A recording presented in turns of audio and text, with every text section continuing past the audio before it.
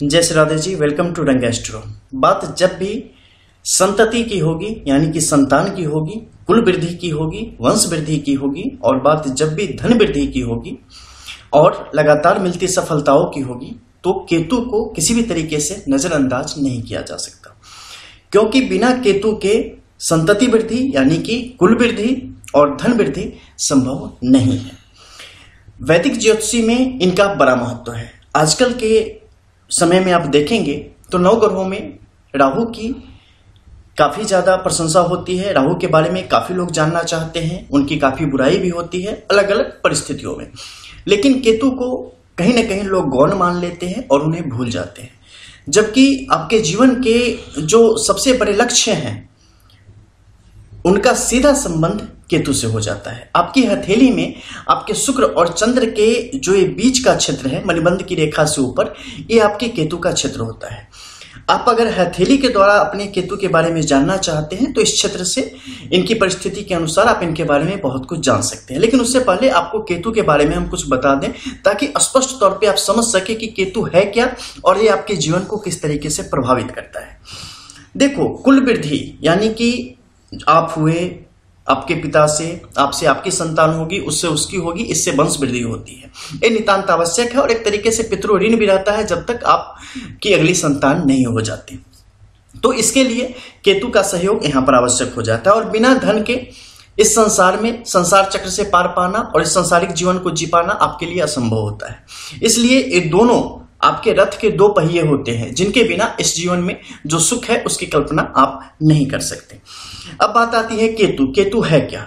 9 ग्रहों में से जो 7 ग्रह हैं मुख्य, उनके अलावा 2 छाया ग्रह है, राहु और केतु। राहु और केतु एक कैसे हुए, इनके बारे में जो प्राचीन कथा है उससे आप थोड़ा सा समझ लें। सबसे पहले हिरण्यकश्यपु, इनका नाम आपने सुना होगा। असुरों में बड़े क्वालिटी वाले भारी असुर थे।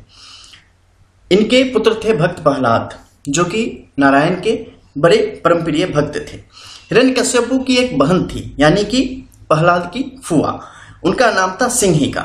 सिंहिका का विवाह हुआ था विपरचिति नाम के असुर से, और इन दोनों के संयोग से एक संतान का जन्म हुआ जो कि काफी बुद्धिमान और शक्तिशाली था। उसका नाम था स्वरभानु।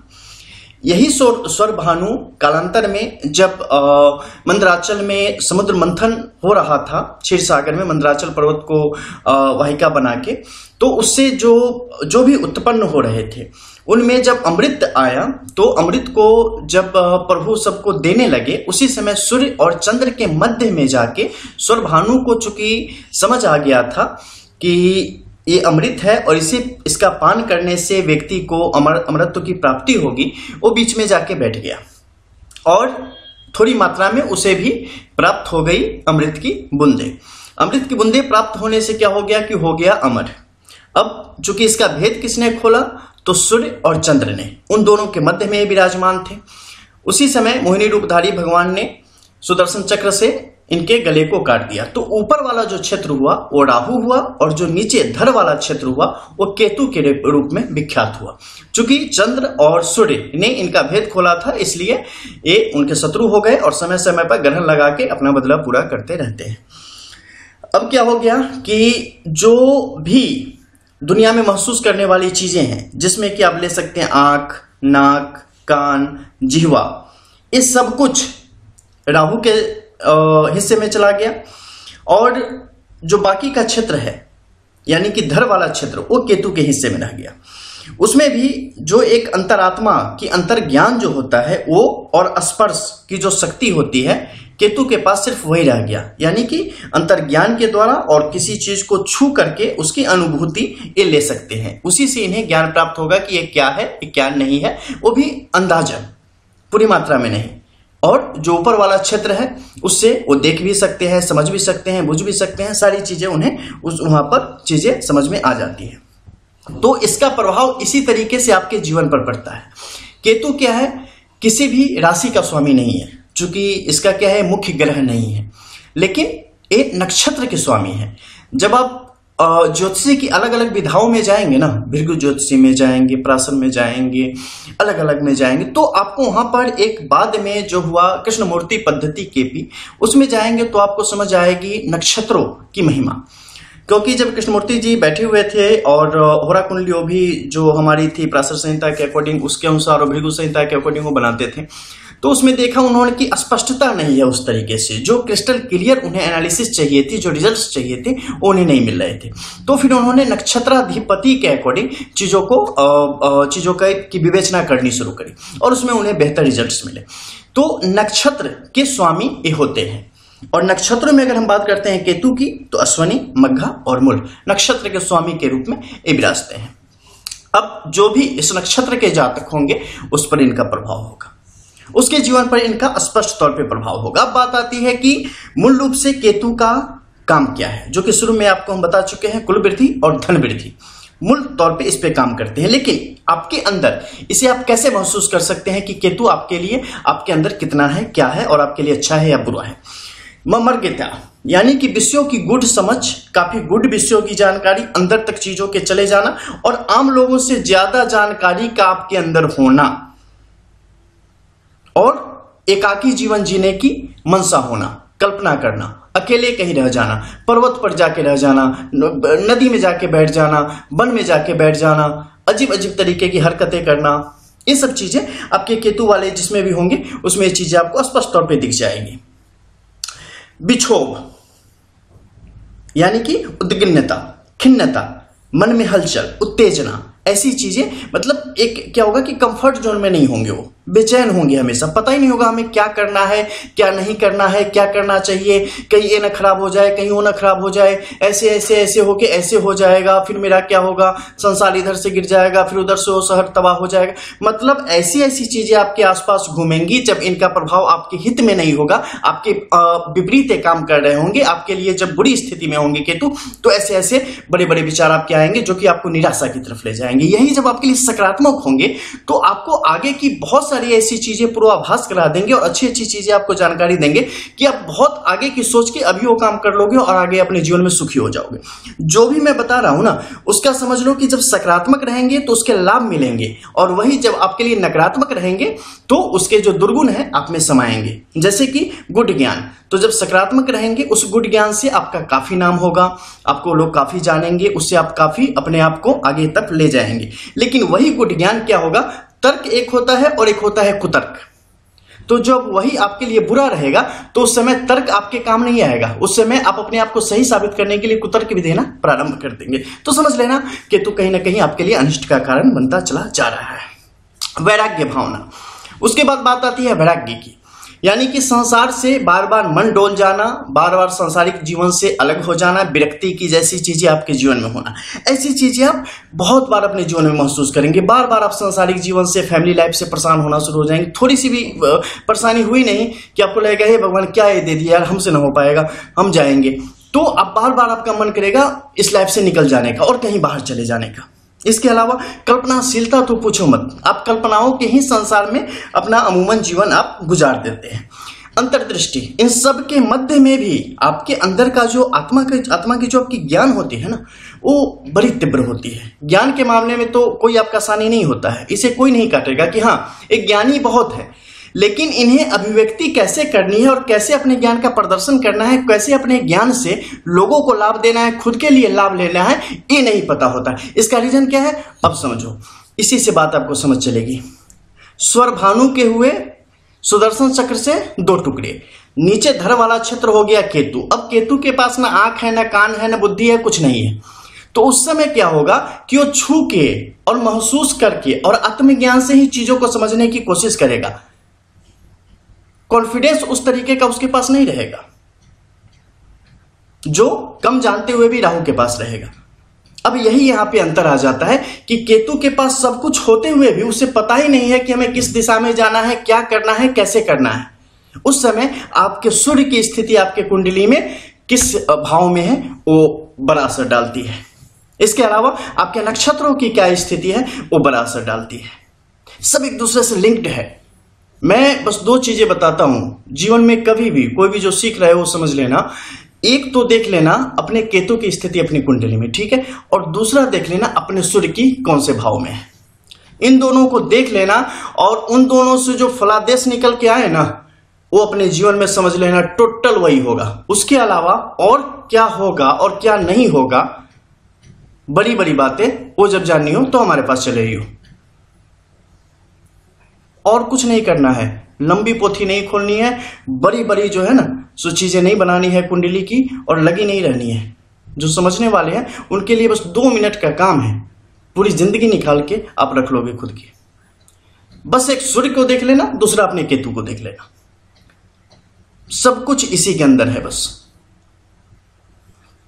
तो यहां पे क्या है आपके लिए कि इसे देखना आपके लिए आवश्यक हो जाता है। अब बात आती है कि इसके अलावा अंतर्दृष्टि के जो विकास होती है उसके अलावा और क्या क्या है। तो जो भी आपकी जो एक क्षमता होती है, चीजों को देखने का जो नजरिया होता है वो आपका इस पर निर्भर करता है, क्योंकि आप छू के स्पर्श करके सोच रहे हो, सोच के आप एक नतीजे पर पहुंच जाते हो, आशीर्वाद है ना। इसका भी पुराने से लिंक है। हिरण्यकश्यपु का पुत्र प्रहलाद हुए, उसके अलावा उनकी जो बहन थी सिंहिका, उनका कौन हुआ? तो स्वरभानु हुआ, फुफेरा भाई। और इस खानदान में बड़े बड़े सूरवीर पैदा हुए हैं, असुर भी पैदा हुए हैं और महान भक्त भी पैदा हुए हैं। स्वरभानु पर भी उसी प्रकार से भगवत कृपा थी। तो इसमें क्या है कि जो भी नीच लोगों की, जिसे आप नीच मानते हैं जीव की, कुत्ते ले लो, बिल्ली ले लो, चींटी ले लो, फलाना ले लो, ठिकाना ले लो, गरीब लोग ले लो, या ऐसे लोग ले लो जिसे लोग प्रत्यक्ष समझते हैं, उन लोगों की जो सेवा करने वाले होते हैं, उन लोगों के प्रति इनकी बड़ी निष्ठा होती है, उसके ऊपर बड़ी कृपा होती है। ये बड़े वाचाल किस्म के भी हैं, लेकिन स्वभाव से असुर हैं। जात से अगर देखिएगा आप तो असुर है। तो असुर की जब प्रकृति हो जाती है, ऐसी चीजें हो जाती है, तो वो थोड़ा सा वो अपने जातक में असुरी चीजें भी आपको दिख जाएंगी। वो व्यक्ति थोड़ा सा धूर्त होगा, थोड़ा सा कुटिल होगा, विशेष परिस्थितियों में भी अपना फायदा कई दफे सोचने की कोशिश करेगा, बहुत धार्मिक होगा, बहुत समय इतना उदार होगा कि वो आप उससे उसकी जान मांग लो दे देगा, लेकिन कुछ समय इतना ज्यादा संकुचित विचारों का होगा कि आपसे सब कुछ आपकी लेके वो रख लेने की कोशिश करेगा। तो ऐसी चीजें आपको इनके बदलते स्वभाव को आप इनके अंदर स्पष्ट तौर पे महसूस कर सकते हैं और इनके अंदर देख सकते हैं। तो ऐसे लोगों को कुटिलता से भी कभी कभी बहुत ज्यादा धार्मिक नहीं होना चाहिए, और प्रोफेशन में एकदम बी पॉजिटिव और बी प्रोफेशनल इन लोगों को होना चाहिए। उसमें कभी भी आप अगर 2 चक्रव्यूह में फंस गए हैं ना, मन और मस्तिष्क के बीच की लड़ाई में फंस गए हैं ना, आपकी अवनति हो जाएगी। आप जितने 2 नंबर के काम करोगे ना टेढ़े मेढ़े, आपको उतनी ज्यादा सफलता मिलेगी। या सीधे चले जाओ साधु के कार्य में, आप चले जाओ सीधे मठ में चले जाओ, उसमें आपको बड़ी सफलता मिलेगी। लेकिन आप अगर चाहोगे कि हम बड़े प्रेम से अच्छे काम करके जिंदगी गुजार ले और सांसारिक जीवन में रह के, वो आपसे ना हो पाएगा, नहीं करने देगा, वो मन को बेचैन कर देगा, परेशान कर देगा। बड़ी गुड बात बता रहा हूं, एग्जैक्ट जिनके जीवन में होगा ना उनको अच्छे से समझ आ रहा होगा, एक शब्द इधर से उधर नहीं होगा। तो ऐसी चीजें आपके अंदर स्पष्ट तौर पे देखने को मिल जाएगी। भ्रम में डालेगा, हमेशा भ्रमित करता रहेगा। क्रोध ऐसा आएगा कि क्रोध के समय में पता ही नहीं चलेगा कि कौन कितना अपना है, आप कुछ भी करने को तैयार रहोगे। सर दर्द आपको परेशान कर देगा। इसके अलावा केतु की समस्या क्या सब है? केतु जब आपके लिए बुरा होगा, जननांग संबंधी समस्या हो जाएगा, संतानोत्पत्ति में दिक्कत होगी, जो वेजाइना पेनिस रिलेटेड जो इश्यूज हैं वो बढ़ेंगे, यूरिन और पेशाब से संबंधित जो समस्या होगी वो होगी, बाल आपके टिकेंगे नहीं, बाल बहुत ज्यादा झड़ेंगे, नस से संबंधित और चर्म रोग से संबंधित जो चीजें हैं वो आपकी बढ़ेंगी। देखो ये छाया ग्रह हैं, लेकिन इनका प्रभाव बड़ा होता है, जिस भाव में रहते हैं उसके अनुरूप भी फल देते हैं। इसे ऐसे समझो ना कि एक पीपल के वृक्ष के नीचे आप सो जाओ, आपको बड़ी पॉजिटिव एनर्जी मिलेगी। वहीं आप एक बबूल के पेड़ के नीचे सो जाओ, क्या होगा? आपको स्वास्थ्य संबंधित और स्किन डिजीज आपको हो जाएंगे। तो छाया भी बड़ी प्रभावी होती है, ठीक है, जैसी संगति वैसा असर। तो इसी के अनुरूप उसका फल मिलता है, और छायाग्रह होते हुए भी ये आपके जीवन को पूरी तरीके से बना देने या पूरी तरीके से तबाह कर देने में सक्षम होती है। कान से संबंधित रोग जब हो जाए तो समझना कि केतु आपके लिए बड़ी बुरी परिस्थिति में है। जोर, जो भी बॉन्ड्स हैं आपकी बॉडी के, उन सब में परेशानी होना शुरू हो जाएगा। स्पाइनल कोड में परेशानी होनी शुरू हो जाएगी। धन प्राप्ति में आपको ढेरों अड़चने आने शुरू हो जाएंगी।